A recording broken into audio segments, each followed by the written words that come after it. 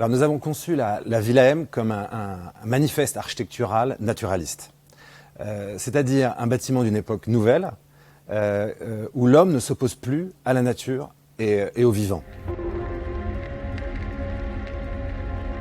On a mis longtemps, je pense quand je dis nous, c'est tout le monde, pour comprendre la portée en fait, du travail qui était amorcé. Et ceux qui le comprenaient le moins bien à l'extérieur ou à l'intérieur trouvaient que c'était finalement un hôtel, mais on savait que ça n'en était pas un, et on savait que c'était beaucoup plus que ça, et on savait aussi que ça allait pouvoir devenir, au fur et à mesure, un modèle inspirant qui s'est révélé en fait absolument pertinent dans les événements récents, mais il aurait existé aussi sans, et qu'il y avait là un propos sur la santé aussi large que la santé et la ville. Et donc c'est vraiment une aventure passionnante de ce point de vue-là. La Villa M, pour moi, c'est un lieu très particulier, parce que c'est un endroit où il y a des soignants et des médecins, qui est aussi ouvert à tous, et dans lequel on a plein d'activités fondamentales de l'homme.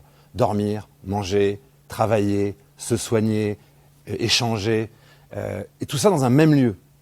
Et ça, c'est extraordinaire pour un architecte, de concevoir un lieu aussi riche et complexe en usage et en fonctionnalité.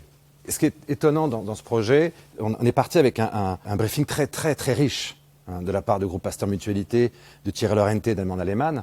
L'idée, c'était de faire une maison d'innovation, une maison ouverte à tous, aux soignants, aux médecins. Très rapidement, on a compris ce qu'il fallait faire. Très rapidement, la conception architecturale a pris sa place. Nous savions qu'il fallait qu'on crée un grand tuteur qui allait alimenter, guider, irriguer le vivant, le végétal, la vie du bâtiment. Et c'est ce que c'est aujourd'hui la Villa M.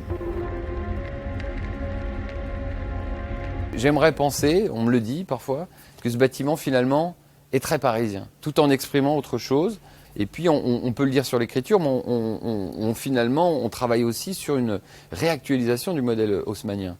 Le modèle haussmannien, extrêmement pérenne, extrêmement résilient, on le sait maintenant, c'est vraiment un modèle très performant de ce point de vue-là, puisqu'il perdure, il se réactualise. Là, sur l'empilement de fonctions, on vient en rajouter, j'ai envie de dire, quelques-unes, quelques épaisseurs, quelques calques.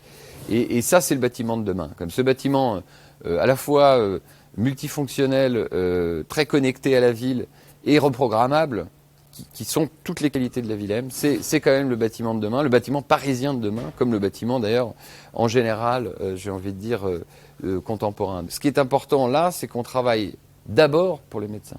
Et que ces médecins, on le sait, ont un rapport à l'espace, j'ai envie de dire architectural ou intérieur, qui est très marqué par la fonctionnalité, trop d'ailleurs, au point qu'on trouve, tout le monde, c'est vraiment une idée très commune, que les hôpitaux sont dénués d'âme, ou en tout cas sont vraiment des outils très performants du point de vue de la fonctionnalité, mais très peu performants du point de vue, évidemment, du rapport à la matière, aux couleurs, à l'extérieur, à la vie.